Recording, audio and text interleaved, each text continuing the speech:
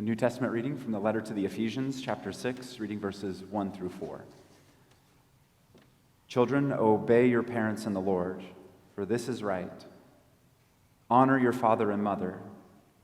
This is the first commandment with a promise, that it may go well with you and that you may live long in the land.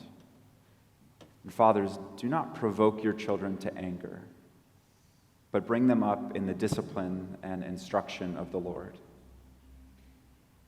This is the word of the Lord. You may be seated.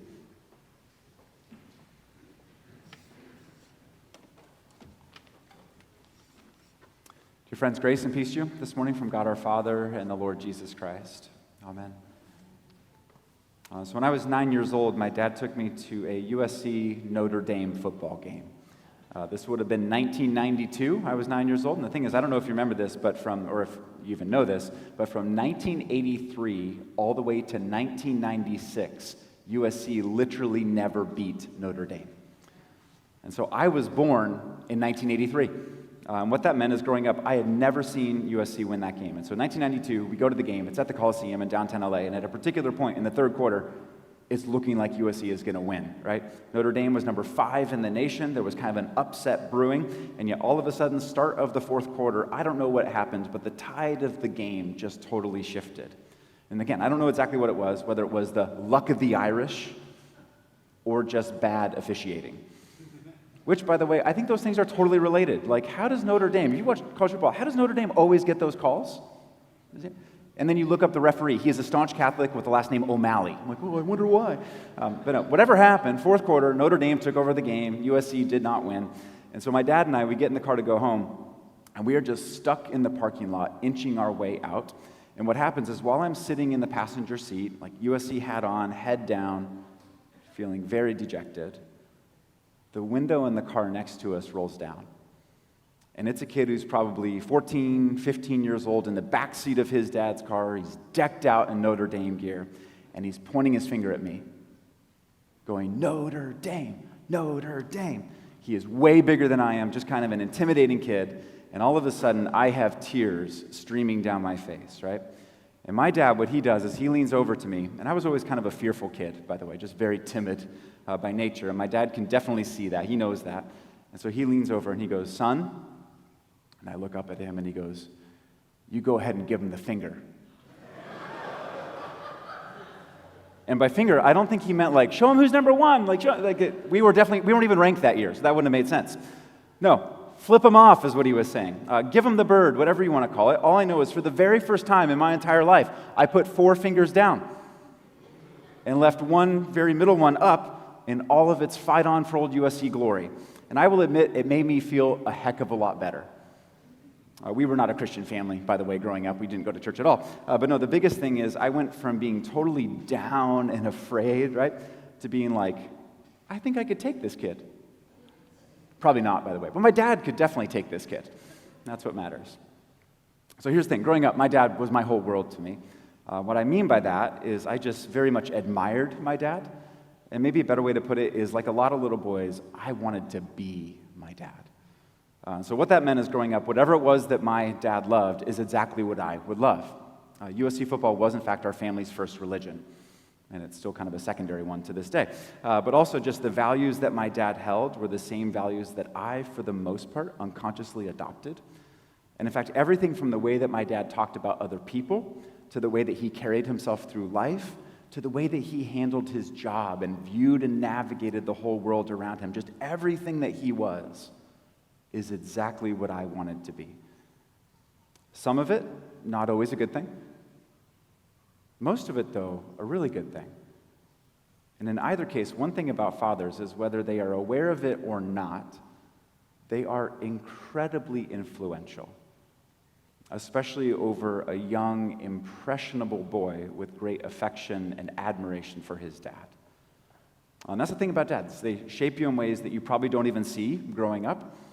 And even more so, they shape kids in ways that when you're the dad, you don't totally see the impact that you're having.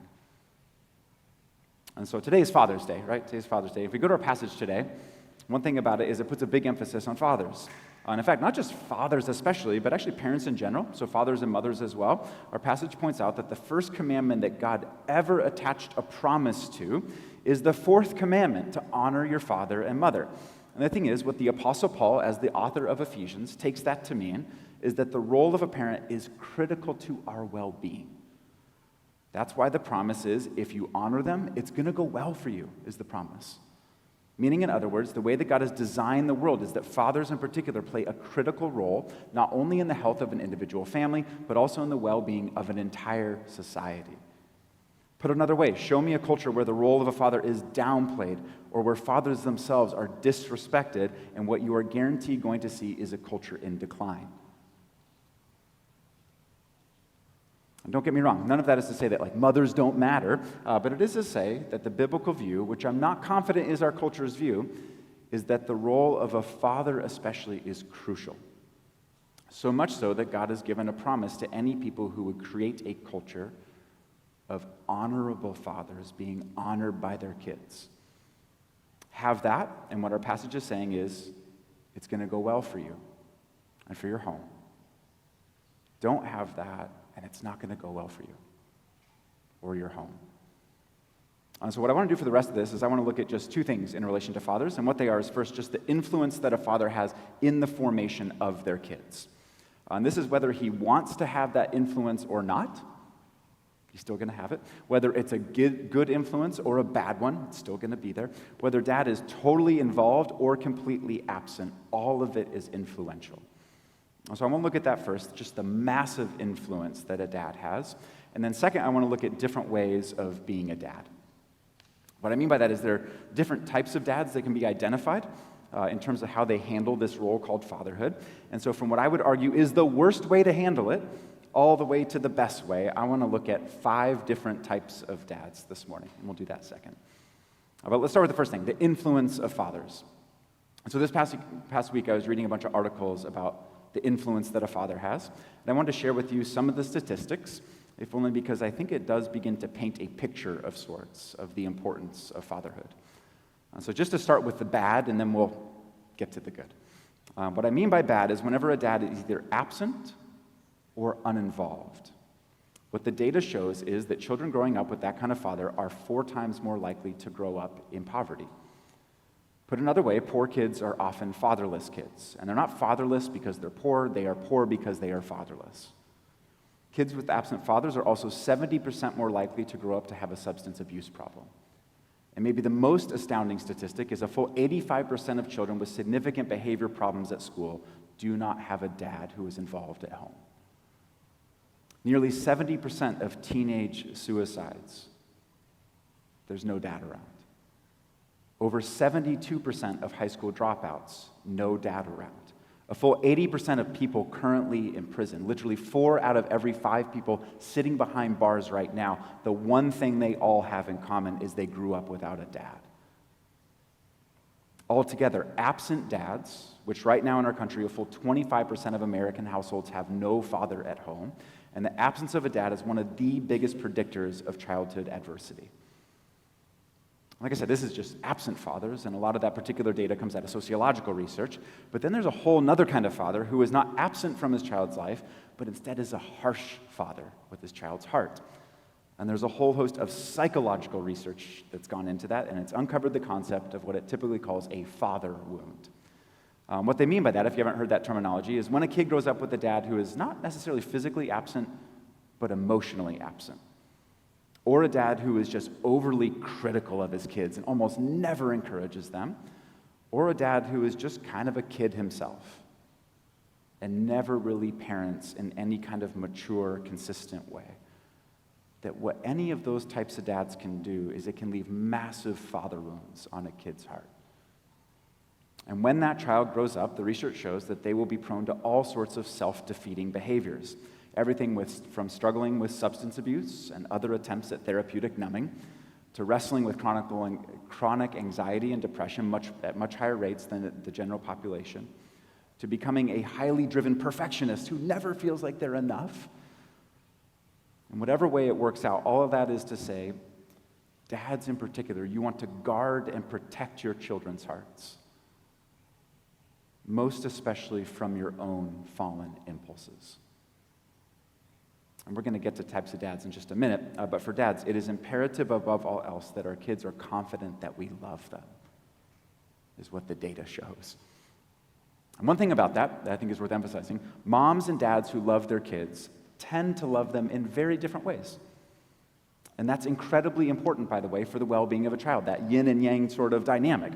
What they say in particular is most moms love their kids in a more unconditional kind of way. Meaning, essentially, a lot of moms are really good at embracing their kids just as they are. Like, oh my goodness, that was amazing. And dad's like, that was not amazing at all. Like, sorry. Whereas dads, they say, are much more likely to be focused not on what that child is currently, but what that child ought to become in the future. And so, in other words, a good dad will often push you in ways that your mom will not. And according to the research, this is why children that grow up with a good dad have a far easier time becoming independent, fully functional adults. That when dad is passive or absent, chances are much higher that they will fail to launch, that the kid will fail to launch. Whereas when dad is present and pushing you a bit, your chances of starting a career are higher. Your chances of sticking with a commitment are also higher. And even the odds of moving out of your parents' home are much, much higher. Mom will definitely not kick you out. Dad almost certainly will. That's not literal data. That's just my personal commentary on the data. So there's that. But you see, dads are just massively significant variable when it comes to a child's future success. And in fact, what they say, I find this fascinating, what they say is having a dad who is consistently present and genuinely involved is the biggest advantage that a child could have growing up. Far outweighing other factors like socioeconomic status. Like, did you know it's actually better to be a good dad than it is to make a lot of money? It's more important. More influential than race or ethnicity, even more influential than religious affiliation and practice. That a committed dad is the biggest variable of all. And the thing is, this is not even to mention maybe the biggest influence that a Christian father has on his kids, which would be on the faith of his children. The old saying, I don't know if you've heard it, it's more common in Catholic circles, they'll say, dad gets the kids into church, but it's mom who gets the kids into heaven. Meaning essentially, it's the dad's job to make sure everyone gets the family to church, right? Everyone in the whole family gets to church. But what everyone knows is it's the mom who has the much bigger influence, is what they're saying. And there is a sense in which that's true, don't get me wrong. Many moms in particular do tend to be more prone to pray with their kids. Moms also tend to talk about the faith more freely than dads do.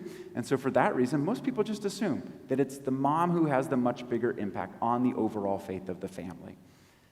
And yet, in spite of those things, what the research shows is dads in particular, even if they almost never talk about the faith, still have the greater impact.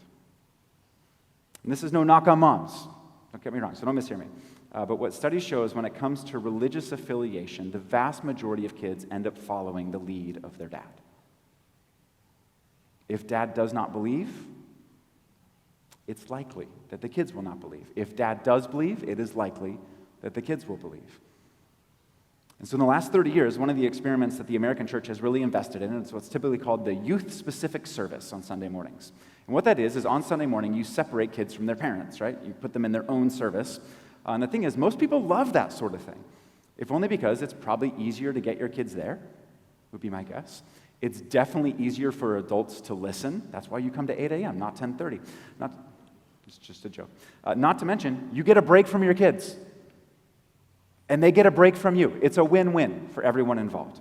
All of it just makes church a little bit easier. That's a good thing, right? Now, here's the issue. A study just a few years ago showed that kids who grew up going to a youth-specific service, by the time they graduate college, 70% of them have left the faith. Imagine me coming to you and saying, I have a business idea. I want you to invest in it. You're going to love it. It's going to make your life so much easier. The one caveat is it's got a 70% failure rate. And you would reject that immediately. And yet, American church, that's precisely what we have invested in. I think it's a mistake. This is not a knock on churches that do that, but I think it's a mistake. 70% leave the faith by the end of college. Whereas, flip side of that, kids who grow up worshiping with their dad in particular in the pew next to them, By the time they graduate college, 70% of them have kept the faith. It's the exact opposite output. And so all that is to say, the picture the data paints is the role of a dad matters in very significant ways.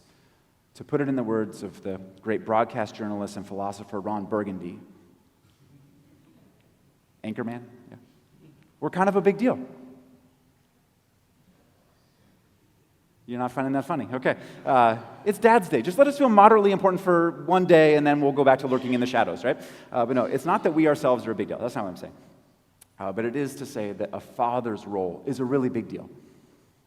And not just our role, but our calling is the biblical view of it. That if God has given you kids to raise, he has thereby placed a call on your life that is much more significant than your work, far more important than your pleasure, and is one of the main avenues through which God wants you to know and serve him better. And so with that, that's like influence a father has. Let's go to the second thing, which is different types of dads. And if we go to our passage, one thing it does is it draws a distinction between dads who, quote unquote, provoke their children on the one hand. And the thing is, the word provoke in Greek, it literally means to like draw your kids into anger. Some translations have used the word exasperate your children, getting at the fact that it's to deeply discourage, if not crush, the spirit of a child. So that's one not-so-good way to be a dad. And on the other end of the spectrum is what our passage calls bringing up children in the discipline and instruction of the Lord. Meaning you teach the faith to your kids, is definitely at least part of it. You also model Christian character to your kids, is a perhaps even bigger part of it. And you live your life in a way that your kids come to know the Lord through you, is the biggest part of what our passage is saying to Christian dads. So one of the best books I've read on being a Christian dad is a book called The Intentional Father. If you haven't read it before as a dad, I commend it to you. It's written by John Tyson, a pastor out in New York City. The thing is, early on in the book, what he does is he describes 5 different kinds of dads, going from dads that just kind of like poke and provoke and prod their children like crazy, all the way to dads that are really good at teaching and training their kids into Christian maturity. And so just to go through them briefly, in the first one, there's 5 of them. The first is what Tyson calls the irresponsible father. What he means by that is this is the kind of dad that takes literally almost no responsibility for his children. And one thing about this is historically, this was a much more common occurrence than it is today, believe it or not. Meaning in the pre-Christian Roman Empire, especially, whenever a child was born, the dad was given a choice what to do with that child. You had a choice, right? And what they would do is they would lay the kid on the ground out in front of him, and the father could do one of 2 things with that kid. One is he could pick him up and raise him high in the air. And what that meant is he was going to take ownership of the child and bring him into his home. That's where we get the language today of, quote unquote, raising a child. They would literally raise them up in the air as an indication that they were going to take responsibility for them. You see, the other thing the dad could do is a lot of them back then did, is he would just turn his back. And this was especially common if the kid had any kind of disability, deformity, or obvious defect. The dad would turn his back on his own child, indicating essentially he did not want to deal with it. And that is a very particular kind of dad who just doesn't want to deal with his kids, especially ones that are more difficult. The thing is, back then, if a dad didn't want to deal with them, he didn't have to. Today, it's a little bit different. It tends to be that we have laws to keep dads on the hook, at least financially, right? But even then, I would argue there's still plenty of irresponsible fathers in this culture. An irresponsible father, the way to tell, it's the kind of dad who simply will not deal with the difficulties of raising a child. Kids who grow up with that kind of dad, with an irresponsible father, it provokes them to all sorts of different things that are not good. We covered a lot of that in the data a few minutes ago, but when dad is absent, kids are often prone to grow up with anger issues. And remember our passage, fathers, do not provoke your children to anger. And so in other words, fathers, do not be irresponsible fathers. You turn your back on them, they're going to be angry at this world. And it's not their fault. The second kind of father is what can be called the ignorant father. And what this is, the type of dad who doesn't know how to be a dad whatsoever. Maybe he's never had it modeled for him very well. Maybe he's just oblivious to what his responsibility is. But whatever the case, the ignorant father not only doesn't know what he's doing, which is fair enough, but also doesn't really care to learn or get better at it. And so this kind of dad lacks any kind of self-awareness. And as a result, Tyson says in his book, this kind of dad tends to not see how he projects his own brokenness onto the lives of his children. It was the Catholic priest and theologian Ronald Rolheiser, he's quoted in the bulletin this morning, this is a different quote. He said this, quote, "Whatever pain is not transformed will almost always be transferred." What he means by that is whatever wounds we have as dads, often stemming from our own childhood, if we are ignorant of what they are and don't pay any attention to how they come out, then we will almost always end up inflicting those same wounds on our kids. Some of us, our parents said something to us growing up that cut us in ways that we've never healed from. Some of us, when we were a little kid, had another kid at school say something about us, and we have never gotten over it. Some of us have unresolved marital issues where there's significant hurt that has never been dealt with, and the main way that hurt comes out is at the kid's expense. An ignorant father, unlike an irresponsible one, is still present at home, and yet his presence predominantly just passes on the pain that he himself has never healed from. Fathers, our passage says, do not provoke your children to anger. Meaning, do not pass down the wounds and the ways of dealing with them that have never helped anyone. The third kind of father is what Tyson calls the inconsistent father. And one thing about this kind of dad is this kind of dad, for the most part, is a dad who has really good intentions. He loves his kids. He wants to do right. He actually aspires to being a good dad. And yet the issue with an inconsistent father is he's just not very consistent. Wow, get out of town. I thought an inconsistent father would be very consistent, right? But no, the reason for that is an inconsistent father is a dad who is torn between all sorts of things, right? And in particular, for most men, it's usually one of two things that tears them away from their kids. One is their work life. It's a very common occurrence. Whereas it is definitely the calling of a dad to work hard at what he does, the problem with an inconsistent father is he can never shut it off. And so in other words, an inconsistent father is rarely, if ever, fully present at home. And instead, he is constantly thinking about his work, or if not, he is just working way too much. And not because it's needed, which would be one thing, but for most men, it's because more than at home, at work more than at home, is where we feel most proficient. And so that's one reason a lot of us are well-intentioned but still inconsistent as fathers. The other is a lot of men, especially in our own culture, have never really matured into manhood and instead act more like boys who can grow beards than men who have real children.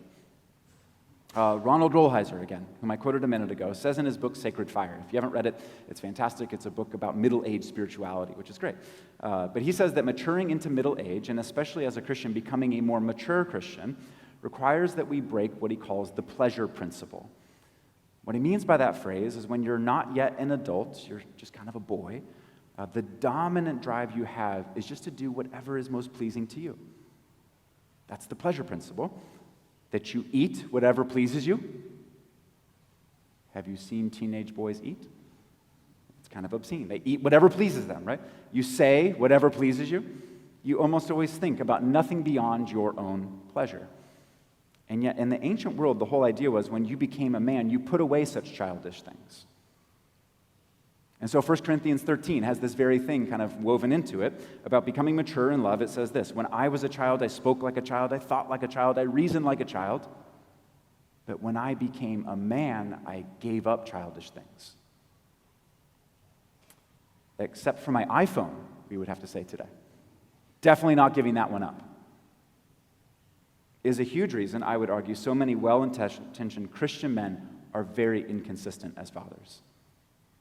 That the pleasure principle has quietly reasserted itself in the form of a smartphone, or maybe for some of us, it was never really broken in the first place, but either way, if you notice what it does to your kids, it makes them mad. It provokes them when dad is still acting like a little boy, when he can't put down his phone, when he won't turn off the TV, when he has not broken his bondage to his own personal pleasure. It angers kids when they do not have their dad's affections consistently. And fathers, our passage says, do not provoke your children to anger. Do not let your ambitions at work nor your appetites at home get in the way of the much more important purpose and calling that God has given you. And so the irresponsible father first, the ignorant father second, the inconsistent father third, and the fourth kind of father is what John Tyson calls the involved father. The thing is, this is the kind of dad that everyone would say, this is a really good dad. He's responsible, he's self-aware, he's at least relatively consistent, and so altogether, this kind of dad is very involved in the lives of his kids. And yet the main point of Tyson's whole book is to take this kind of dad, who is already an involved father, and turn us into the fifth kind of dad, which is what he calls the intentional father. That as an involved father is a really good thing, and yet it's always the intentional father who has the far better impact. So here's the thing about that, just to look at it. When I became your pastor 6 years ago, it was March of 2020. In other words, impeccable timing. It was great.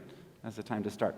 But what that meant is my first in-person VBS was not until the next summer of 2021 is when it was. And what I still very much remember about that is the very first day they did an opening skit that was kind of introducing the theme of the day.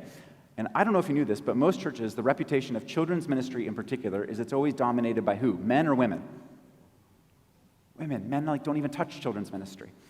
It's mostly full of moms and grandmas, children's ministry. And yet this opening skit, what I noticed as being very odd, is it was full of a bunch of dads.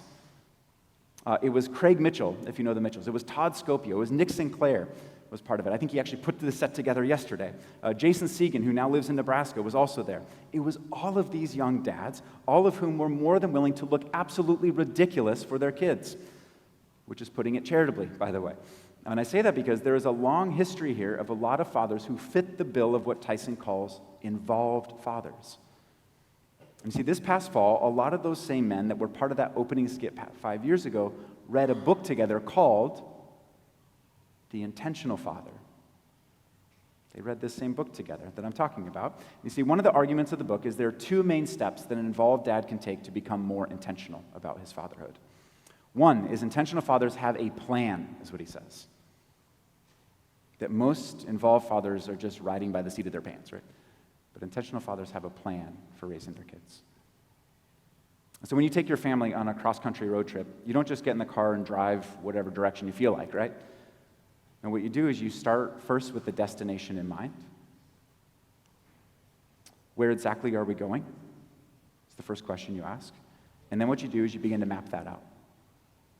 Meaning you choose your route, you plan your stops, you book your rooms, and if you're really with it, you try to give your kids the opportunity to see things in this country that they wouldn't otherwise see. And so intentional fathers are dads who know that they've got a little over 18 years, right around maybe a little over 18 years, and hopefully under 35 years, to take their children on a journey, get them out of the house. First question, what's the destination? What's the destination? Meaning, what kind of kids do you want to raise? Intentional dads start with the end in mind. What's the desired outcome? Then they map it out. Meaning they put together a plan, essentially, for how to get their kids there. What are the milestones that you need to drive your kids toward? What are the things you want your kids to learn about and experience on the way? What are some of the most significant sites in this journey that we call life that you want your kids to truly see before they leave your home? The difference between involved fathers and intentional fathers is intentional fathers have a real plan for their kids. That's the first difference. The second is intentional fathers have a particular posture towards their kids. And so last fall, I ended up coaching Paul's soccer team in the fall, if only because I had nothing else going on, right? Working just one day a week, why not put more to the plate? That sounds great. Or I don't know, maybe it was because he was stuck on the wait list, and the one guaranteed way to get him off was to coach the team. And so last fall, I was the coach of his AYSO 6U soccer team called the Fire Dragons, which is a pretty sweet name, gotta be honest. And I will say, we kicked a lot of butt last fall. And in fact, we were beating teams 18-0, 25-1, just mopping the field with other 5-year-olds. And the thing is, I love to win. I love that. I had a stacked team. It was amazing. I was not a good coach. I just had players. You see, one thing I noticed early on in the season is our very first game, Paul goes out there, And he is, surprising to me, he is the most timid soccer player I've seen in my life. He has the ball, he's like dribbling it. A little kid comes up far smaller from the other team, and he just lets him take it. Another time, a loose ball, all the kids are running to it, and as they converge, he just kind of steps back and lets the other team have it. He's literally the biggest kid on the field. And in my mind, he's being kind of a weenie. So I shouldn't think that about my kids, sorry. But no, as his dad and also as his coach, what I start doing is I just start riding him. I'm calling his name out over and over again. My tone is definitely not pleasant. Not that I'm downright yelling. I'm a pastor. I can't do that. But I'm clearly showing my frustration with him. Just kind of confused, like, what's wrong with you? Do you ever say that to your kids or imply it? What's wrong with you? That's an unanswerable question, by the way. And so the thing is, about halfway into the game, I look at him out on the field, and he's just fighting back tears. He's biting his bottom lip, trying to hide his face from me. Notably, he is not playing better because of me, but actually much worse. And I will admit that first soccer game last fall, probably not my proudest moment as a dad. And I'm not opposed to pushing my kids a little bit, don't get me wrong. And yet what I started to realize is the way I had done it was literally just not helpful. And instead of patiently teaching or training him how to play the game better, I was just picking on him and trying to provoke him to snap out of it. Any involved dads here ever provoked their kids? And what I mean is, have you ever just been frustrated with one of your kids? Of course not. You're like, no, our kids are perfect. But just hypothetically speaking, have you ever been frustrated? And what you do is, instead of patiently providing instruction, you just poke at them and prod them out of frustration. Here's the thing, you don't want to do that. You don't want to do that. Remember our passage, fathers, do not provoke your children to anger. And anger and tears, by the way, are very much related, and the root of both of them is fear. And we don't want to just scare our kids or shame them into better behavior. But instead, our passage says, bring them up in the discipline and instruction of the Lord. And so what kind of posture does that require? What kind of posture? I would propose it's one where we don't try to control our kids, but instead make every effort to cultivate our kids. That word cultivate, it's a farming term. One thing about farming is you don't have total control over the outcome when you farm. And that doesn't mean you just throw up your hands and hope for the best. That'd be pretty bad parenting and also very bad farming. And instead what it means is you need to be very patient with the field that you have. You need to patiently plant things. You need to slowly work the field that is under your provision. You need to know what kind of seeds you're planting in it. And maybe most of all, you need to pay attention to the condition of the soil that you are working with. Sometimes involved dads are so involved that they lose sight of the condition of their kid's own heart. And yes, you want to address any weeds that are growing, for sure. But notice, a good farmer doesn't just pour acid all over his field in order to get rid of the weeds, if only because that just means nothing will grow and the soil will become very unhealthy. And we want our kids to grow and be healthy. So we don't want to pour that acid of shame on them, nor be harsh with the soil that we're trying to get good fruit out of. You see, maybe the biggest thing about seeing fatherhood is a lot like cultivating a field, is of all professions out there, farmers have been one of the most likely to realize two things. One is what great responsibility they have, and the other is how little control they have. And for that reason, farming people historically have tended to be praying people. And in fact, the word agriculture, the root of it is the word cult. If only because they inherently recognized that it was the gods, so to speak, that determined the final outcome of their work. And so what that means is the posture of an intentional father, cultivating, is a posture of prayer.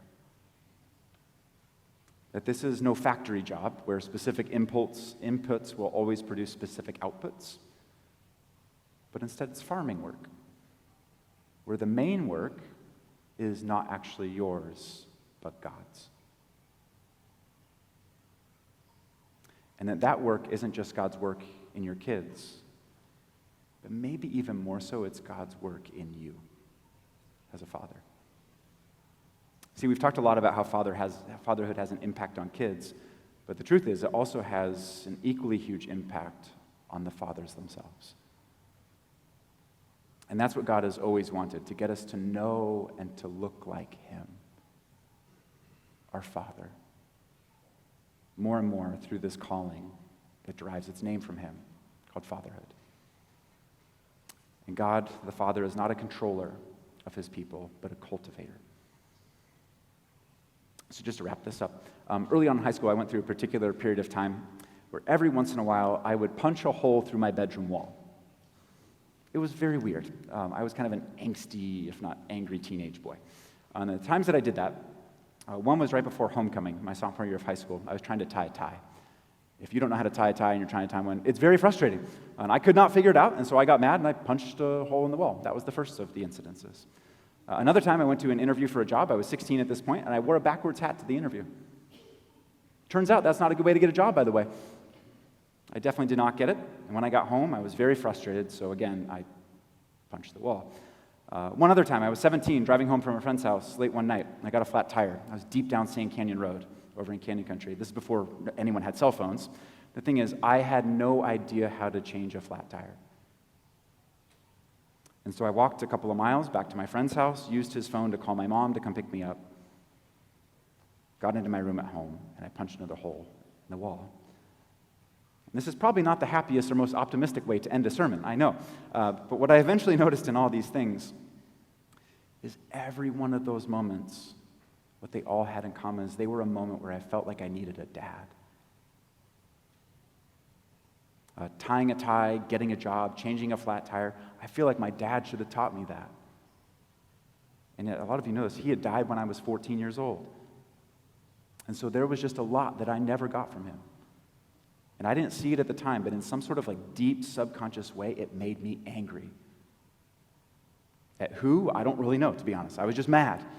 And yet what happened is right before I turned 18, I came to faith. I came to really know Christ in particular. And in coming to know Christ, I came to really know my Father. What I mean is two things. One is I came to know the Father of Jesus Christ, God the Father. And what I found in that relationship was everything I missed getting from my dad was completely present and available to me in God. In other words, now when I tie a tie, it's like incredible. Clearly God taught this man how to tie. Okay, no, that's not what I mean at all. He didn't teach me how to tie a tie. What I mean is God became to me a real father. And I remember I wanted everyone to know God as their Father. If only because for me, maybe the main thing I noticed that did is I wasn't angry anymore, nor afraid of anything. And that's what a good dad does. Maybe it doesn't tell you to flip someone off, but he makes you unafraid, is what your father can do. The other thing is in coming to know the Father, I came to really understand my own father. What I mean is everything that was good in my dad that I loved and wanted to be, all of it was pointing me to something much deeper. And this is what the love of a dad is supposed to do, by the way.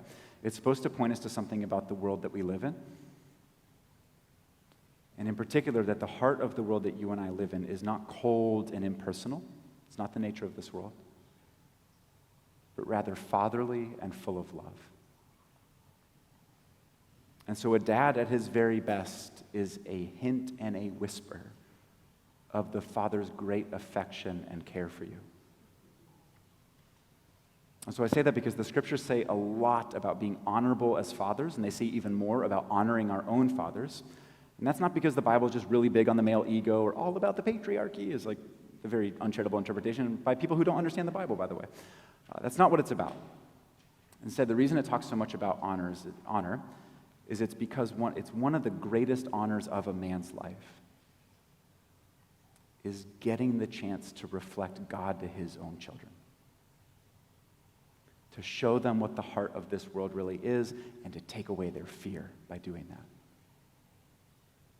And that means one of the best way to honor the fathers in our lives is receiving them in that way. To acknowledge the attempts that they make, imperfect as they may be. To appreciate who they are as fathers, imperfect as they may be. And maybe most of all, to encourage the calling by being open to what God has always intended for it to be. Do this, our passage says, and it will go well for you. Let's pray. Father, we thank you for the gift of fathers, for the gift of being able to be fathers that are meant to reflect and represent you in a way. Also for the gift of our own fathers who have done that, each in their own way. Help us to orient our affections, not just towards our dads, but towards you in particular. Help us through them to know you better. We pray this in Jesus' name, and all God's people said. Amen.